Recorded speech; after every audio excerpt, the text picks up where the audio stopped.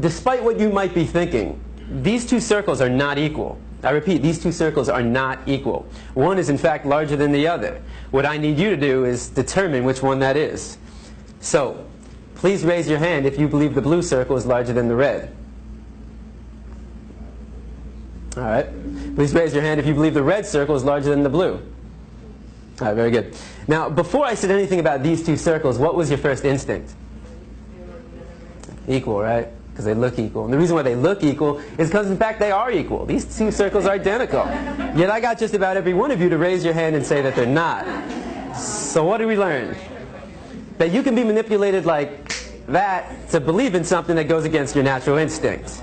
Just imagine as a child you're taught that the blue circle is larger than the red. If you say it enough times, you convince yourself that's the truth.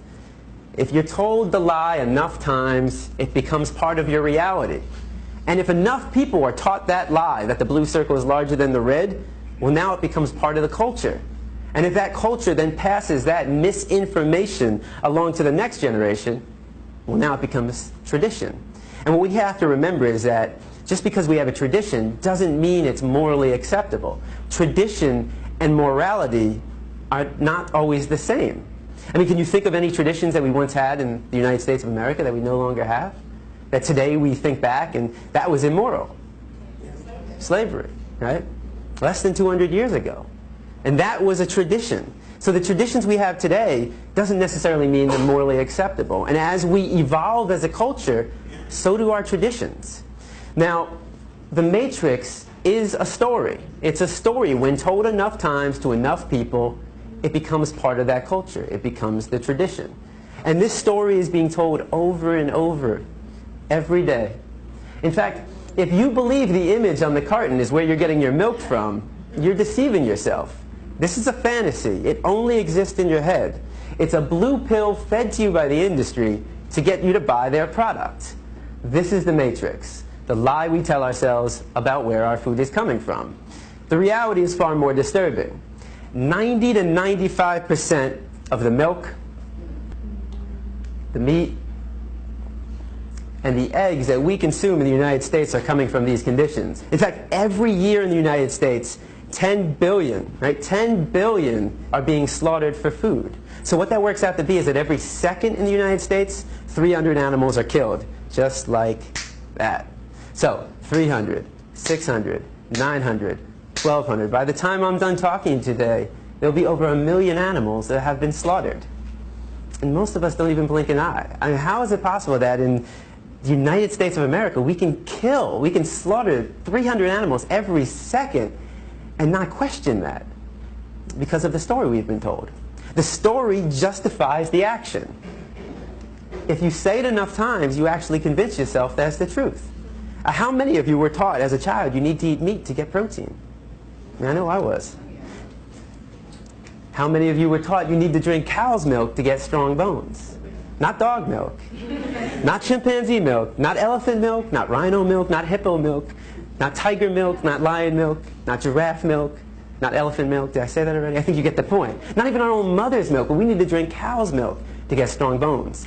The absurdity of drinking the milk from any other species and any other being besides our own mother, when it's said enough times, loses its absurdness. Now, the first thing we've been taught is that our diet is natural. You know, we eat meat, dairy, and eggs, so therefore it must be natural. So let's find out. Now, you have two images on the wall. I want you to tell me all the thoughts that come to mind when you see the image on the left. And don't be afraid to scream out. What do you see?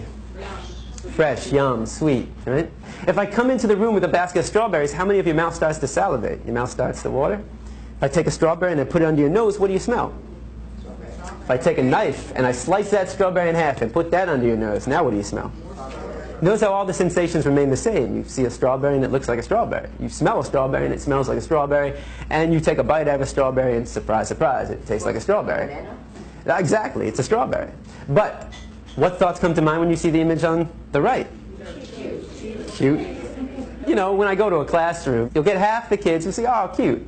Animal, pig, Wilbur, babe. So half the class will see an animal, and the other half of the class will see bacon, sausage, ham, pig, sweet pork, and hot dog. They'll see a food. It's one or the other. You're either seeing an animal or you're seeing food.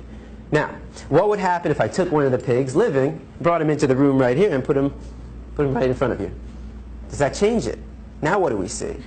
And I mean, what would we think if one of us got up and started chewing on the pig? Not very normal. If I come into the room with a pig under my arm, how many of your mouth starts to salivate? Right? If I took a knife and I sliced that pig in half and put that under your nose, now what do you smell? You smell the stench of death. You smell a rotting corpse, bacteria, decomposing flesh. You see, there's a process involved, and I'm here today to show you that process of how you convert this animal into this product. Why should it be kept a secret? Why should we not know what we're participating in and what we're putting in our body? Now, let's make the situation slightly more realistic. If I were to put a pig on this side of the room living and a butcher's knife on the side of that room, I mean, how many people would be willing to pick up the knife and take the life of that animal? It's very rare, right? And if somebody did that, that's all right, but how many people in this room would try to stop that person from doing that? Right? Would we try that? Of course. That's compassion. I mean, that is the greatest quality of the human race. There's no other species on this planet that has that level of compassion to extend to all living beings. But if you would stop somebody from killing a pig in front of you and then go home and have this for breakfast, well, that's called hypocrisy.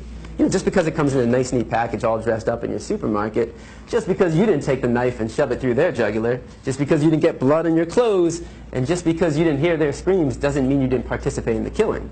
Every time we buy this product, we are supporting somebody else doing what we ourselves wouldn't want to do, what we ourselves wouldn't want to see, and what we ourselves wouldn't want to hear. Now, if you still see bacon sauce in the hand when I bring a pig into the room, what happens when I change it? Ah, right? It's the common response. Now, I've never heard anybody say yum. Nobody ever sees dog feet, hot dog. So, why not? Why don't we see a food? We've been accustomed to view this animal as our pet.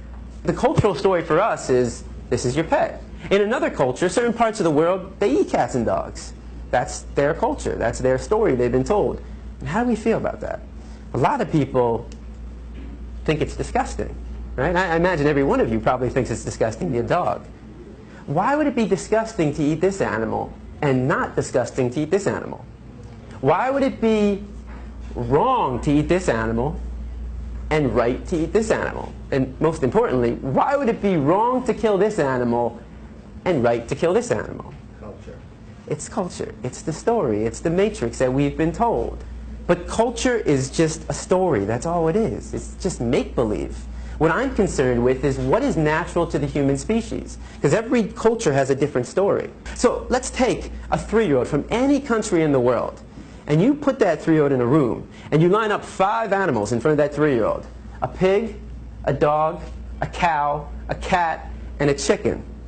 Do you think the 3-year-old is going to know which one to eat and which one to pet?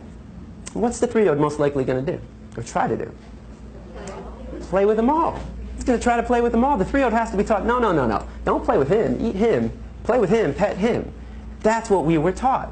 We didn't choose our diet. Our diet is a learned behavior. We were raised to perceive this animal as your pet and this animal as your food. If you don't walk outside right now and you saw somebody taking a baseball bat to a dog's head, what would you do? You take action. At the very least, you'd call the police because you recognize that as a violation of this animal's right to be free from harm. Now, if you were to walk outside right now and you saw somebody taking a baseball bat to a pig's head, would your emotional response not be the exact same thing? Of course. Because the question for you is, what's the difference? What's the difference between the two? Right? Is there a difference? You might think one is cuter than the other.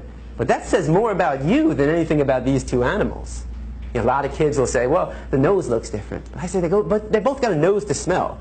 Some kids will say, well, he's got hooves and he's got paws. I say they both got feet to walk and run. Some kids say, well, his ears are going up and his ears are flappy. They both got 2 ears to hear. They both got 2 eyes to see. They both got a heart to beat and a mind to think.